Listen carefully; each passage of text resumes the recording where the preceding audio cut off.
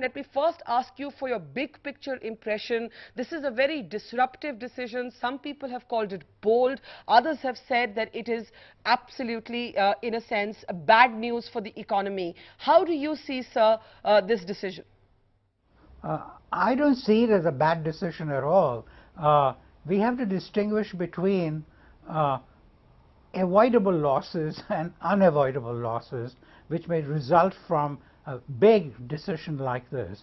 For instance, when you have to print large numbers of notes, which are going to be replacing the 500 and the 1,000 rupee notes, if you actually order huge numbers of these things, there's no way you could keep it quiet, because people are bound to know. I mean, there's no way in India, in particular, nothing is ever kept secret for long. So given that, if you were to actually start printing ahead of time large numbers of notes, it's bound to leak out, and that will itself create massive disruption. So this is what I call a transitional loss. Don't call it short run, because people mean different things by short run and long run. But this is something where it was an unavoidable loss, and I think now that the measure has been taken, the people are coming out, and the government is actually printing large numbers of notes,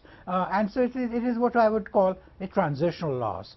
There are people who have actually come out saying that this is actually a bad idea, simply because you look at the notes. I wonder if anybody looks at them with that degree of care. But it says, "I promise to pay."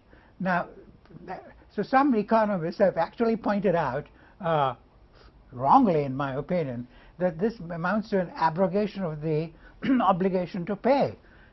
If you were to take a note into a bank anywhere, or into the RBI or wherever it can be exchanged, and you present it, they'll just give you another note. So it's cockeyed to say that this is some sort of abrogation of the obligation to pay. Then the people are also talking about how this is actually in violation of the right to property. That also is cockeyed, because if you go back, I mean, I know something about the Indian Constitution, having taught it at Columbia for a few years.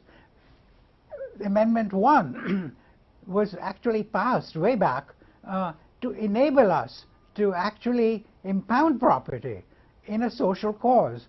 This is sometimes called taking, where you pick up a piece of property which is necessary, and you of course have to pay some compensation for it. But the point is, you can do that.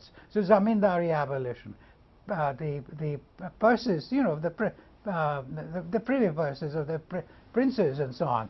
All of these would have been struck down by the Supreme Court if there had not been an amendment of this kind. So I think the notion that somehow we are doing something undemocratic doesn't seem to me to make. So these kinds of criticisms, I think, are not well taken in my view, and I think people just shoot from the hip.